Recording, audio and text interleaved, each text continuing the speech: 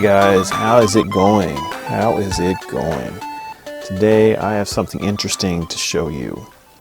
So I dropped by one of my local Goodwills a few weeks ago and picked this thing up. And I think I saw this as soon as I walked through the door, at least almost as soon. And I just beelined it straight to this thing. And then when I picked it up, I was more interested. And then when I looked at the price, I don't know if you can see that, even more interested. So, what do we have here? This is this is a medieval knight helmet novelty AM radio. That's a mouthful. It's official name. Look at it. It's glorious, isn't it? Look at this thing. It's ridiculous. Well, these novelty AM radios were kind of a thing back in the day. At least I remember them, or at least small, really cheap AM radios were kind of popular. I always thought these were kind of cool, although at the same time, growing up, I thought they were useless because, the 70s was kind of the time when FM radio took over and AM radio really turned into sort of talk radio, maybe country. Wasn't much use to me back then. So anyway, here it is. The Medieval Knight Helmet Novelty AM Radio. What I want to do is, this has a little bit of a problem, and let me show you what's going on with that. The thing with this,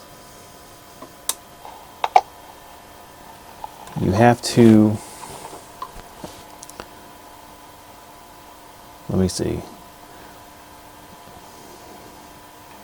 So it takes me a long time to find a station. Not so much because it doesn't pick up stations very well. The sensitivity on this is actually pretty good for what it is.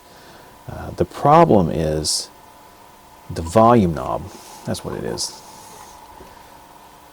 The volume knob, hear that? It's really sensitive. It's real scratchy. And the points on the potentiometer where it makes contact are so small that... There we go. Did you hear it?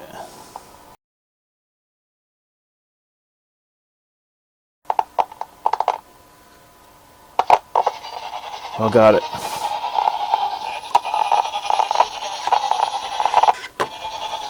So, let's see if I can find a station.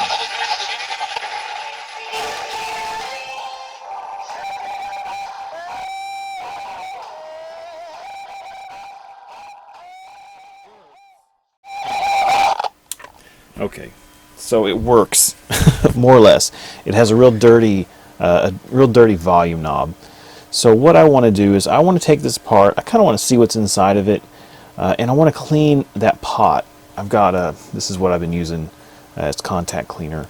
I got this at Micro Center. This has lubricant in it also, which I think is useful for stuff like this. So let's take this apart. Okay, so I got this all apart, and it's pretty interesting, more interesting than I thought. For starters, here's the circuit board, and this looks like hand-drawn, old-school circuit board design. And then here we've got a metal can transistor. Of course, here's our tuning coil. Oh, look at open potentiometer. I've not ever seen one like that before. It explains why it's so dirty and doesn't work very well. Here's the other side.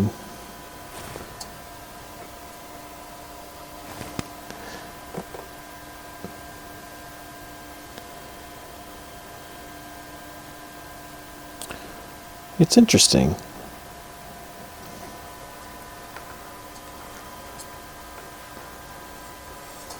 So anyway, let's clean this up.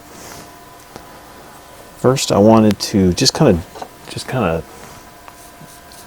brush some of this dust off gently.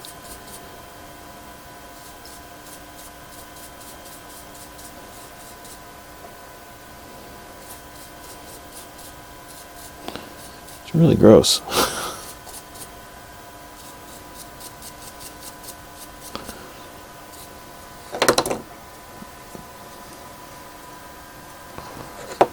This side's a lot cleaner.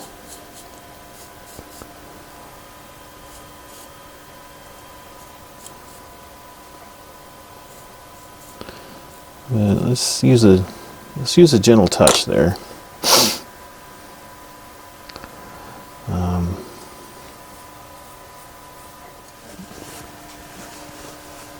right, so I got a paper towel with a little bit of isopropyl on there, just to clean it up a little.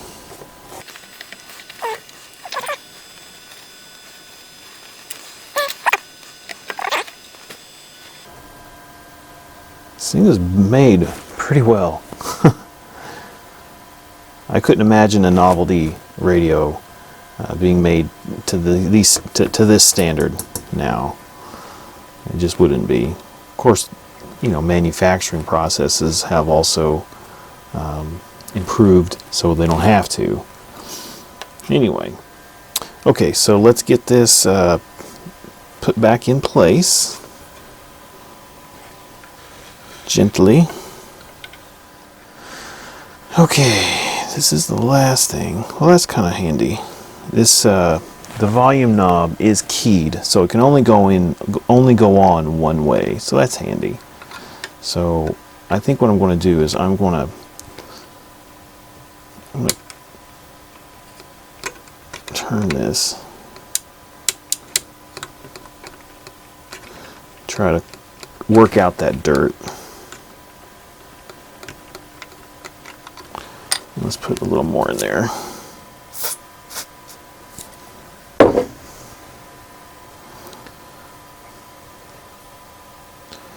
And I think at this point I'm going to put the screw back on.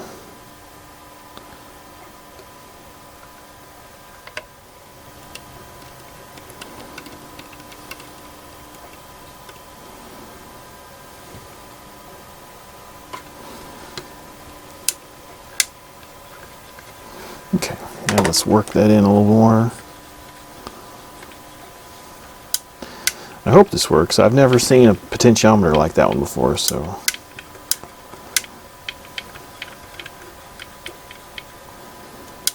Okay, let's test it first before I button it back up. Well, I guess I could just test it right here.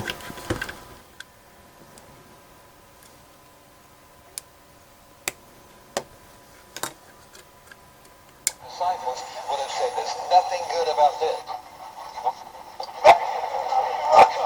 I had a friend of mine, we were talking about serial killers, and I said, do you know who Lonnie is? He said, no. He knew all these other serial killers. I said, you never heard of the Glen Sleeper? He said, no. They like to play the cello, so we bought 3. Sounds good. Sounds good. Sounds good. Okay, let's get this thing button back up. Okay, I am back and I have the helmet radio all back together. And look at it. Isn't it glorious? This has been a kind of a fun little project for me because, it brings me back to some of the objects I remember when I was little, even if I didn't think they had much value back then. I don't know. It still kind of takes me back. It's a weird thing, and you know what? It works. Let me turn it on here. There are so many insurance products out there. It's hard. I'll do it, but how's the guy first? Celebrating the most wonderful time of the year. And it works pretty well, actually. The sensitivity is good, although selectivity, not so much. Also, while the volume knob is now working, you can easily find a spot where there's connection. There's not a lot of range, and I don't know if that's just wear and tear over the years, or if that's the way it always was.